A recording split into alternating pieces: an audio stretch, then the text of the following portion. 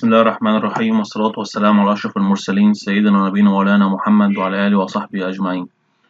ازيكم يا شباب، عاملين ايه؟ لعلكم بخير يا رب.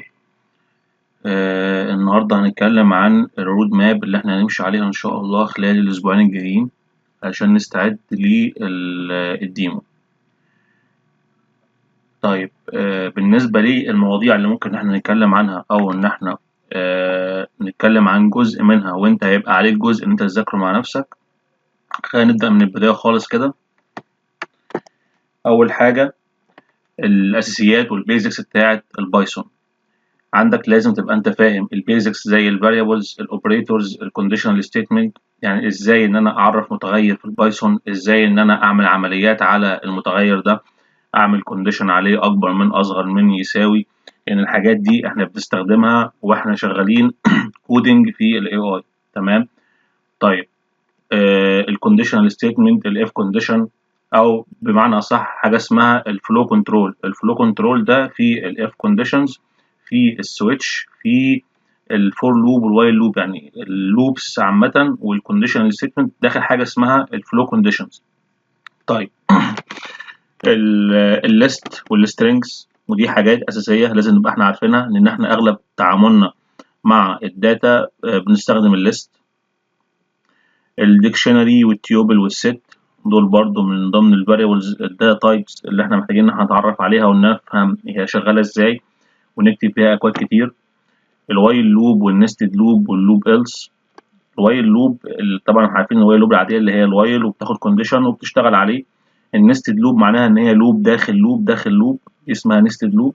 اللوب إلس الوايل والفور لوب في البايثون ليهم إلس زي الاف كونديشن بالظبط، يعني انا بقول له وايل الشرط ده صح نفذ، لو ما دخلش هنا هينفذ اللي جوه الإلس زي الاف كونديشن. لو ما حدش فيكم جربها قبل كده ممكن يسيرش عنها ويشوفها، وممكن هنعمل فيديو مجمع فيه البيزكس دي كلها وتذاكروها. طيب الفور لوب والبريك والكونتينيو ستيتمنت لازم تبقى فاهم كويس جدا الفور لوب شغاله ازاي وبتتعامل معاها ازاي، وازاي امتى اعمل بريك وامتى كونتينيو والفرق بين الاثنين. الفانكشنز والريتيرن فانكشن والريكيرجن، مش هحتاج الريكيرجن، خلينا الحاجات اللي انا مش هحتاجها هعلم عليها بالاحمر. الفانكشنز اساسي لازم تبقى فاهم الفانكشن شغاله ازاي. ممكن اجي لك في الاسسمنت او في الهيورستيك اسسمنت اقول لك اعمل فانكشن بتحدد الاوتلايرز اللي عندك داخل الموديل بتاعك او الداتا اللي عندك، فانت لازم تعمل فانكشن ولازم تريتيرن داتا، لازم تبقى فاهم الكلام ده كله كويس. الفايل هاندلنج والاكسبشن هاندلنج، انك تستخدم التراي والاكسبشن. الفايل هاندلنج ازاي اوبن فايل ورايت واريد على الفايل، يعني دي مش هنحتاجها كتير، اللي احنا هنحتاجه اكتر في الريدنج السي اس في فايل بالبانداز، ودي هننزل لها تحت شويه. الاوبجكت اورينتد بروجرامنج محتاج تفهم منها جاست الكونسبت.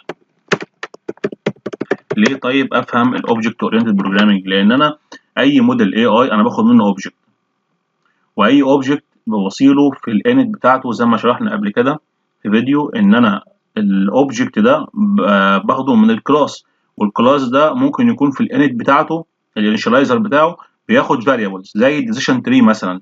الديسيشن تري دي بديها مثلا الماكس ديبس، ده متغير ببصيه داخل الكونستراكتور او الانيشاليزر بتاع الاوبجكت، لازم تبقى انت فاهم الاوبجكت والانت ده شغال ازاي. تمام. وازاي ان انا اكريت اوبجكت من كلاس، والكلاس ده ليه انيشاليزر بياخد بارامترز، ده مهمه جدا جدا جدا. طيب دول انا اللي محتاجهم بس في البايثون، مش محتاج حاجه تانية عليهم. ننزل على الداتا اناليسيس. الداتا اناليسيس احنا هنستخدم مكتبتين اساسيتين معانا، هما النمباي والبانداس، والمهندسين الفتره اللي فاتت اخدوا معاكم وقت في الشغل على نمباي والبانداس. تمام. فاعتقد ان اغلبكم فاهم ايه الفرق بين الاثنين، ودي بستخدمها في ايه ودي بستخدمها في ايه. لو جينا عند النمباي ايه اللي محتاج ان انا اتعلمه؟ الفيكتورز والاوبريشن على الماتريكس. ايه هو الفيكتور؟ الفيكتور ده ان انا لما بتيجي عندي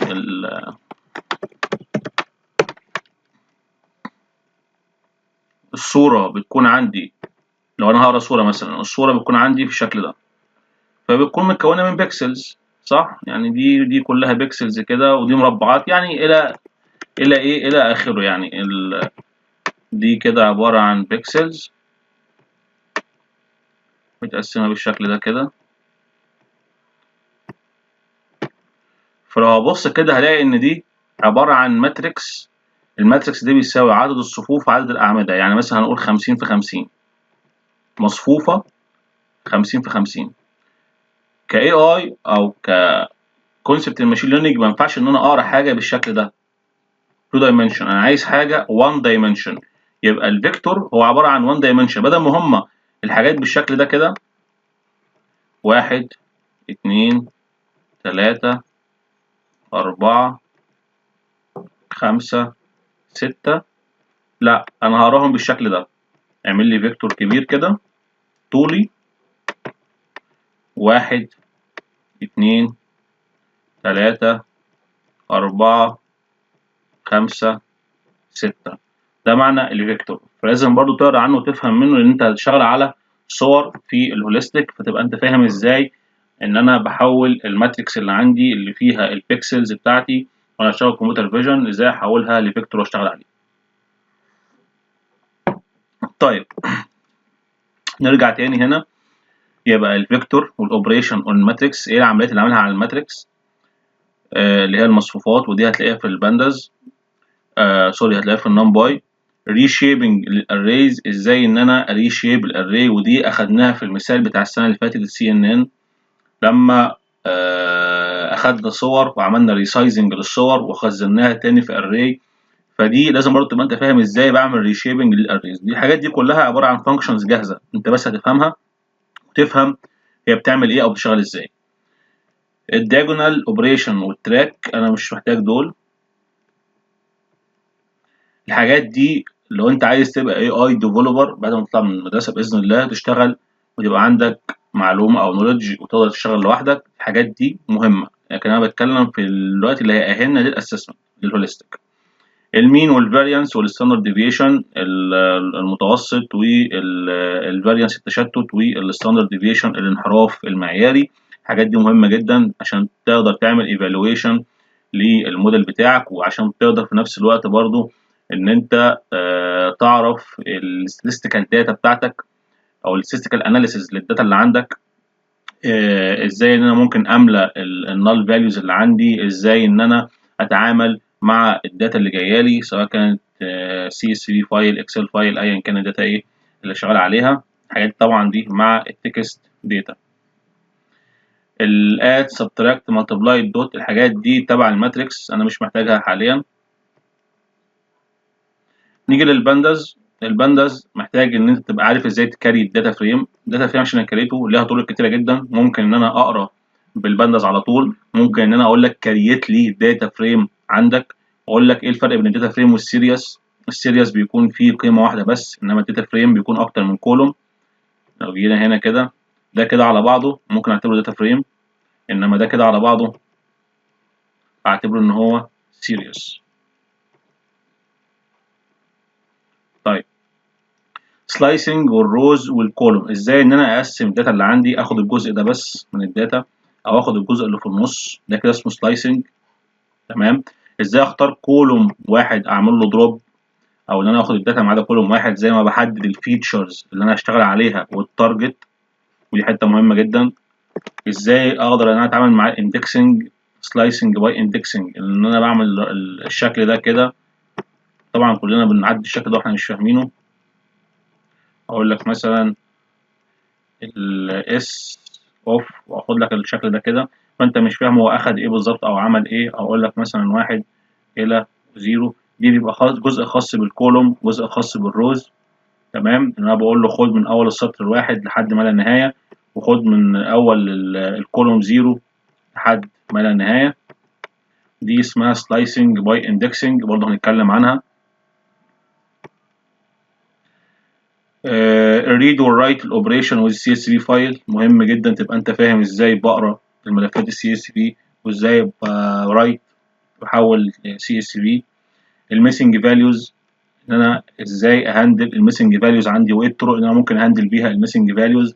ان انا ممكن ان انا احط قيمه المين او المود او الميديان بتاعه الكولوم. بالفيل ان ايه زي ما احنا اخدنا قبل كده.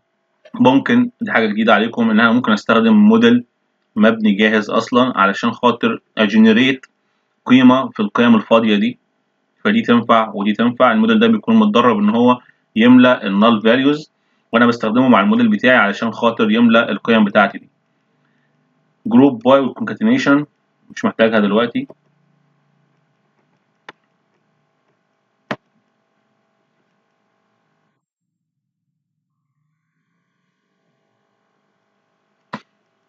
الداتا فيجواليزيشن ودي من اهم الحاجات اللي برضه عليها درجات في الهوليستيك، ان انت تبقى انت قادر تعرض الداتا بتاعتك بشكل فيجوالايز. اهم مكتبه بنستخدمها هي المات بلوت ليب، منها البار شارت والباي تشارت والهيستوجرام، وده من اهم الحاجات الهيستوجرام والسكاتر بلوت. وده اللي يخليني اعرف ان الداتا بتاعتي ايه اللي فيها بالانس داتا وايه اللي فيها ان بالانس داتا، ايه الحاجات اللي فيها اوت لايرز، الحاجات اللي ما فيهاش اوت لايرز. انك تحل مشكله الان بالانس داتا دي مهمه جدا، لازم تركز عليها معانا وتشوف هتعملها ازاي. فورمات السترينجز ان البلوتس، ازاي ان انا الاسماء الكولومز بتاعتي اعرضها على البلوت بتاعي، تمام. ازاي اعمل الليجند، حاجه اسمها ليجند برضه هنتكلم عنها. والليبل الليبل بارامتر والليجند، الحاجات دي كلها هنتكلم عنها باذن الله. عندي مع المات بلوت لاب عندي السي بورن. السي بورن دي برضو مكتبه بقدر ان انا افيجوالايز الداتا بتاعتي بس بشكل اوسع واكبر شويه من المات بلوت لاب.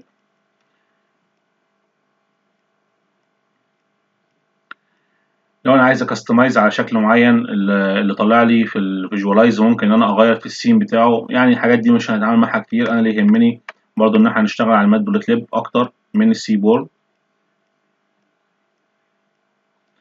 الاستاتستكس بقى الاحصائيات. قال لك statistics for machine learning come as a significant tool that studies this data for recognize certain pattern. لو انا عايز اتعرف على الباترنز اللي عندي في الداتا بتاعتي، ايه اوجه القصور او ايه المميزات اللي في الداتا بتاعتي اللي تساعدني ان انا اطلع موديل او اختار الموديل. لازم ان انا احلل الداتا اللي عندي، افهم هي الداتا دي كلاسيفيكيشن ولا ريجريشن. لو هي ريجريشن هل هي كونتينوس ولا ديسكريت. البروبابيلتي ديستريبيوشن والجوزيان نورمال ديستريبيوشن والميجر اوف فريكوانسي اند سنترال تندنسي والميجر اوف ديسبرجن. الحاجات دي كلها بتفيدك في معرفه الاوت لايرز، وان انا ازاي امثل واوزع الداتا بتاعتي على الاحداثيات بتاعتي اللي هي الاكس والواي. الحاجات دي برضه هنعدي عليها كده ايه مرور الكرام، مش هركز فيها قوي. فدي انا هعملها بلون ايه، هعملها بلون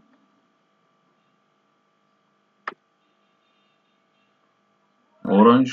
يعني مش هنركز عليها ايه، مش هركز عليها قوي، هناخد منها بعض الحاجات هنعدي عليها مرور الكرام.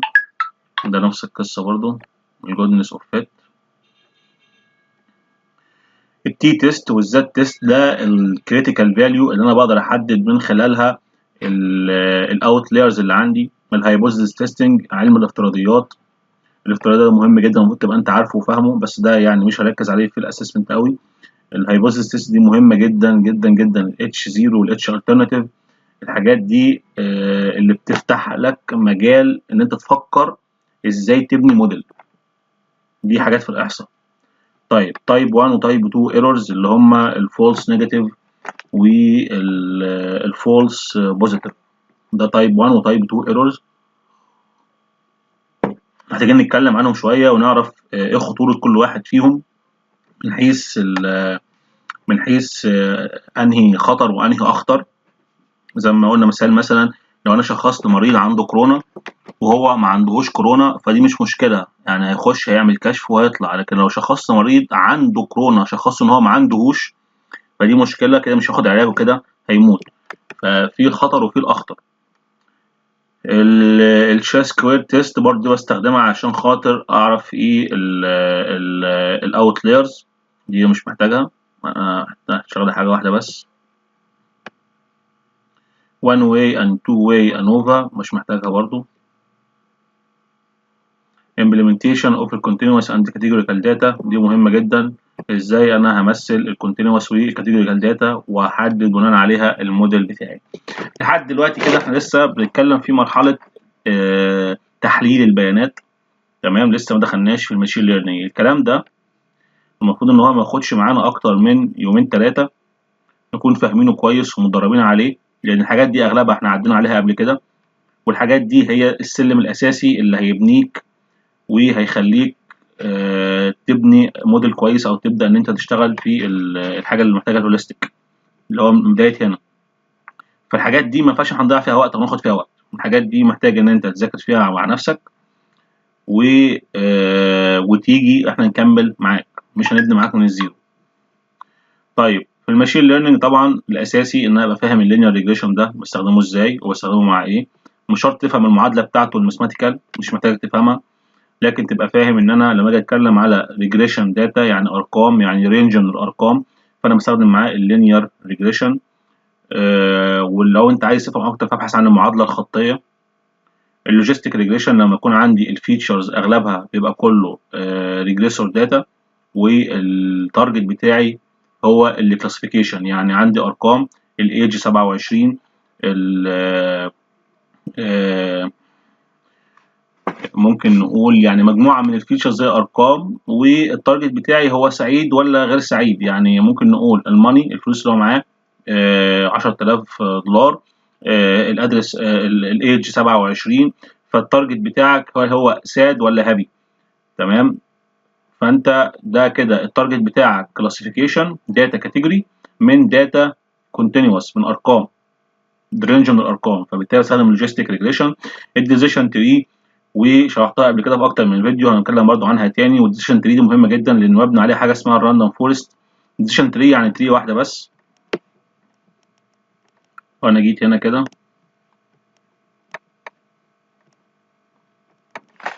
الديسيشن تري معناها ان انا عندي روت نود، اما اما لا، اما حاجه تاني. طب وبناء على الحاجه التانيه دي برضو في احتمالات، اما كذا اما كذا، دي شرحتها في فيديو قبل كده. دي كده اسمها ديسيشن تري.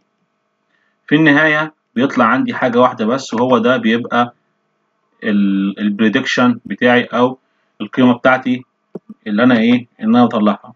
ده كده ديسيشن تري، ليها عيوب وليها مميزات قويه جدا في حته الاوفر فيتنج، ان هي ما بيبقاش موجود فيه اوفر فيتنج، ولكن احيانا بحتاج برضو ان انا اعمل حاجه اسمها تقليم او قطع للجذور، حاجه اسمها براوننج، وممكن نقرا عنها وانا شرحتها برضو قبل كده في فيديو. براوننج يعني ان انا اقلل لو الفرع ده ملوش لازمه، فانا اروح قطعه من الديسيشن تري بتاعتي عشان ما ياخدش وقت كبير وما يعرضش الموديل بتاعي للاوفر فيتنج، فاشتغل على الجزء ده بس لان ده كده كده ملوش لازمه، فده ليه لازمه فده بشتغل عليه. ميزه الديسيشن تري ان هي اللي بتعمل اختيار للفيتشرز اللي تشتغل عليها، مش انا اللي بختاره. يعني انا في موديلز ثانيه كنت انا اللي بحدد الفيتشرز المهمه عن طريق الكورليشن ويشتغل عليها. الديسيشن تري هي لوحدها بتعمل كده. تمام. وهوريكم ازاي في الكود بنعمل البراوننج ده ونعمل التقليم او قطع في الداتا اللي هي ملهاش لازمه. تمام. ده طبعا بيوفر معايا التايم، الكوستنج للتايم، وبيقلل الاوفر فيتنج ومميزات تانية كتير برضه هنتكلم عنها باذن الله. طيب ده كده تري واحده اسمها ديسيشن تري. طيب الديسيشن تري ممكن اشتغل عليها على فكره كلاسيفيكيشن او ريجريسور، الاثنين شغالين معايا، ديسيشن تري كلاسيفاير، ديسيشن تري ريجريسور، في منها الاثنين اقدر اشتغل عليها، ده ليه موديل وده ليه موديل مختلف. طيب تخيل لو انت بقى عندك كذا شجره تاني جنب بعض، يعني ادي شجره وادي شجره وادي شجره، بقت اصبحت غابه، عشان كده بنقول عليها اسمها فورست. فورست دي معناها غابه، فراندوم فورست معناها الغابه العشوائيه، اللي هي دي هتبقى شغاله بموديل ودي شغاله بموديل ودي شغاله بموديل، وفي النهايه هيطلع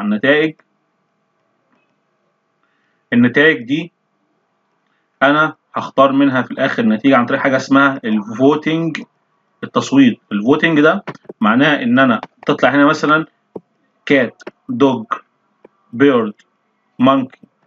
تمام. دي طلعت خلاص، ده طلعت مونكي، ودي طلعت كات، ودي طلعت كات، يبقى كده الفوتنج بيقول انا عندي 2 كات وواحده مونكي، يبقى كده البريدكشن بتاعي هيبقى هيبقى كات. طب ده في حاله الكلاسيفيكيشن. طب في حاله الريجريشن هيبقى باخد المتوسط بتاع النواتج. ده طلعت 25، دي طلعت 30، دي طلعت 40، اجمعهم واقسم على عددهم، يعني 40 زائد 30 70 زائد 25 يبقى 95 على الثلاثه، ويطلع لي القيمه بتاعتي، يبقى اما فوتنج اما افريج. دي معنى الراندوم فورست والديسيشن تري، ودي الاكواد بتاعتهم الى حد ما متشابهه. الجريدينت ديسنت الجريدينت ديسنت دي انا بستخدمها علشان خاطر اقلل نسبه الايرور اللي عندي في الداتا. طبعا لو قلت لك ان انا ايه الفرق بين الواي اكشوال والواي بريدكشن، هتقول لي ان الواي اكشوال هي القيمه الحقيقيه، الواي اكشوال مرموز لها بالرمز واي اي، والواي بريدكشن اللي هي القيمه اللي انا بتوقعها. لو انا قلت لك توقع لي قيمه البيت ده، فانت القيمه الحقيقيه بتاعته ممكن تبقى مثلا 500,000،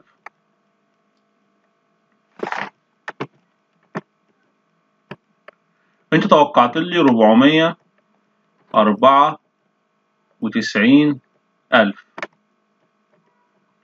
فكده الواي بريدكشن هي اقل من الواي اكشوال كده كده، يعني فاهم ازاي؟ في فرق بين الاثنين.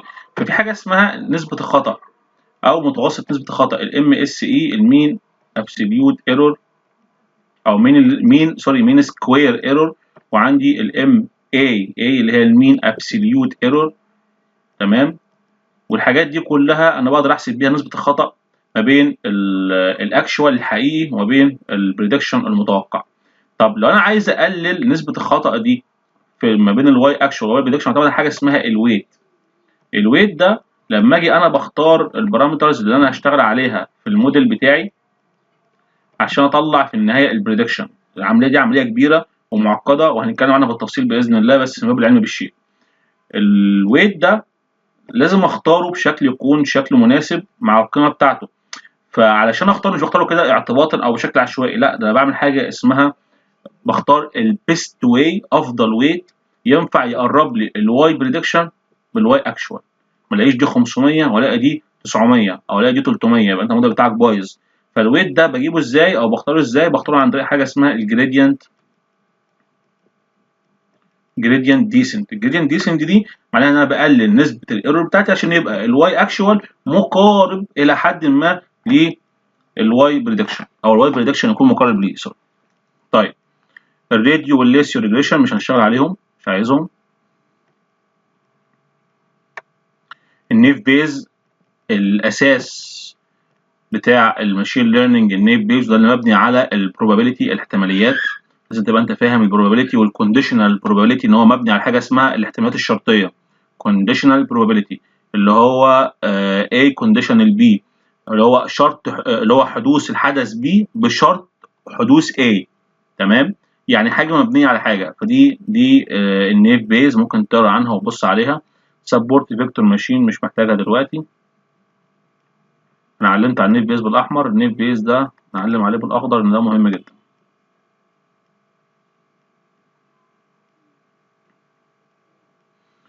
طيب الكي مين كلاستر، تبقى انت فاهم معنى الكي مينز برضه هينفعك. البي سي اي البرنسبل كومبوننت اناليسيز لازم تبقى فاهم معناها ايه، سيرش عنها. الاي دي اي الاكسبلوراتوري داتا اناليسيز لازم برضه تبقى انت فاهم ازاي ان انت اناليسيز او تانلايز الداتا بتاعتك. البريدكتيف اناليسيز، الريكومند سيستم، كل ده برضه هنتكلم عنهم. دول كده في جزء الماشين ليرنينج. طبعا في حاجات في النص كده مع الموديل، زي ان ازاي احل مشكله الاوتلايرز، ازاي ان انا ازاي اعمل بري بروسيسنج. ده مش كاتبهم هنا لان دي الخطوط العريضه، انما من جوه هنتكلم عن التفاصيل. السوبرفايزد ليرنينج، الانسوبرفايزد ليرنينج، الكلاستر، ان انا اشتغل كلاستر او اشتغل ريجريشن، اشتغل كلاسيفاير، اشتغل انفورسمنت، اشتغل جنريتيف. الحاجات دي كلها هنتكلم عنها، بس هنركز على الحاجات الاساسيه للهوليستيك. انما دي رود ماب ليك انت تنفعك فيما بعد وانت حابب ان انت تشتغل على نفسك. الناتشرال لانجوج بروسيسنج ال NLP هنتكلم عن ازاي ان انا اشتغل على داتا سنتمنت. داتا سنتمنت معناها شرحته قبل كده للتيم بتاع سينيور 4 اللي كنا اشتغلنا على المشروع بتاع تحديد التعليقات الايجابيه والسلبيه. يعني عندك مثلا مثال الفيسبوك انت ممكن تكتب تعليق فيه شتيمه، فتيجي يقول لك اخفاء او حذف. عارف ازاي ان التعليق ده فيه حاجه مسيئه او فيه شتيمه او فيه اي حاجه اسمها السنتمنت اناليسيس. سنتمنت اناليسيس معناها تحليل الباترن او النمط بتاع الكلمه او الجمله، فيعرف ان الكلمه دي سيئه او الكلمه دي او الجمله دي على بعضها سيئه او الجمله دي كويسه. ده سنتمنت اناليسيس، دي ليه ابلكيشنز كتيره جدا موجوده حتى على مايكروسوفت ايجور، ودي برضه هنتكلم عنها. تكست كلاسيفيكيشن اند سنتمنت اناليسيس نفس القصه برضه. الان اي ار مش محتاجها. تكست بري بروسيسنج، ازاي اعمل بري بروسيسنج على التكست، ماشي. تكست جنريشن اند لانجويج ترانسليشن مش محتاجها دلوقتي خالص.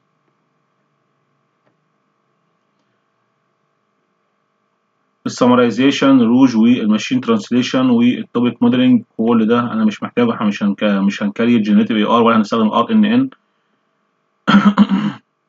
السبيتش ريكوجنيشن برضه مش محتاجها. الحاجات دي كلها من باب بس العلم بالشيء، ان انا ابص على التكست اناليسيز، السنتمنت اناليسيز والتكست اناليسيز. طيب في الديب ليرنينج قلت لك ان انا ممكن اشتغل على صور، فانا محتاج ان انا ابقى فاهم ازاي اتعامل مع الصور. وخلي بالك هنا بس انا بوضح لك الخطوط العريضه، يعني احنا بنتكلم احنا استخدمنا السي ان ان قبل كده، لكن احنا عملنا اللايرز بتاعته. لكن البري بروسيسنج للصور عملنا ريسايزنج للصور وقرينا الصور وعملنا عليها فور لوب وخزناها وطلعنا، وكانت قصه كبيره. لازم تبقى انت ممشي ايدك في حاجه زي كده. فاحنا خلينا نشتغل على السي ان ان، خلينا نشتغل على الار ان ان سيكونشال داتا. ايه معنى كلمه سيكونشال داتا؟ سيكونشال داتا معناها ان انا بشتغل على ستيتمنت، يعني جمله. يعني ايه؟ يعني I love handball، كرة اليد. تمام. طيب لازم ان الكلمه دي معتمده على الكلمه دي، معتمده على الكلمه دي، ده معنى السيكونشال. يبقى انا هنا عشان افهم معنى الجمله لازم اربط الكلمه دي مع الكلمه دي مع الكلمه دي وادخلهم على موديل ويطلع لي حاجه اسمها الواي 1. بعد كده اخش ارجعها تاني على موديل يطلع لي واي 2. بعد كده اخش ادخلها على موديل تاني يطلع لي واي تي لحد اخر كلمه عشان اقدر افهم معنى الجمله بتاعتك. وده اللي بيعمله شات جي بي تي او اي برومبت انجينيرنج برومبت شات بوت، يعني ان هو بيفهم الكلام بتاعك عن طريق الكلمه الحركه دي اللي هي السيكونشال اناليسيس. بيشتغل على حاجه اسمها سيكونشال داتا، اللي هي حاجه مرتبطه ببعض، الكلمه مرتبطه باللي بعدها او اللي قبلها. تمام. وعشان يقدر يفهم العلاقه ما بينهم كويس. الجنريتيف ادفيرشال نتورك الجان مش هنشتغل عليه لان انا ده شرحته في فيديو قبل كده، ده مش هنشتغل عليه. هنتكلم عن التنسر فلو والبي واي تورش، الاكتيفيشن فانكشن، السيجمويد فانكشن والاكتيفيشن فانكشن. دي برضو مش هتفيدك قوي، خليني برضو ما انت سيرش عن حاجه اسمها السيجمويد، تبقى لك كده سيجمويد فانكشن. الباك بروباجيشن الجوريزم هنشوف ده كنا هنشتغل عليه ولا لا. طيب دي الكمبيوتر فيجن، ازاي تتعامل مع الاوبن سي في، ده اساسي. understanding البري تريند موديل، المودلز اللي متدربه زي الاليكس نت والموبايل نت والايمج نت والريز نت واليلو، الحاجات دي مهمه جدا تبقى انت فاهم تتعامل معاها ازاي. ممكن في الاسسمنت يقول لك استخدم بري تريند موديل، وارد يقول لك اعمل كاستمايز عليه. الان ان نيورال نتورك لازم تبقى فاهمها. البيلد البريسبترون دي مش هحتاجها.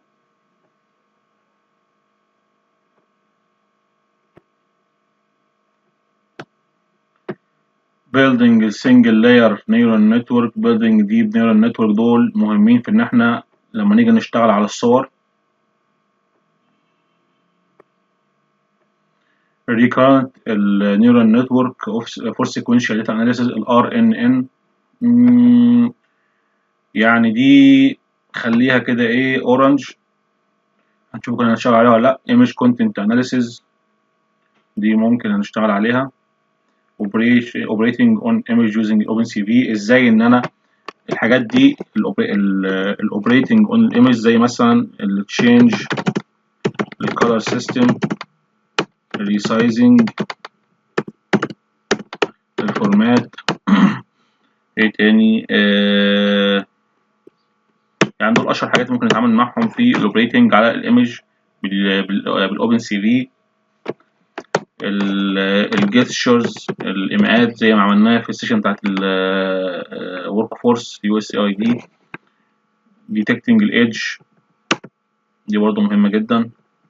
الام ال اوبس ان احنا ازاي نعمل ديبلوي بقى على كلاود للمشروع بتاعنا. احنا اشتغلنا على الهاجنج فيس، فكل ده مش محتاجه. انا ممكن ان انا استخدم اللي هي ديبلوي ماشين ليرنينج موديل ويز فلاسك، ده المهم بالنسبه لي. الباقي ده كله ممكن تقرا انت عنه لو عايز تقرا،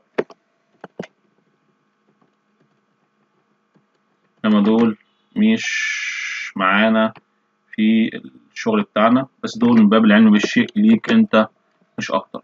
تمام.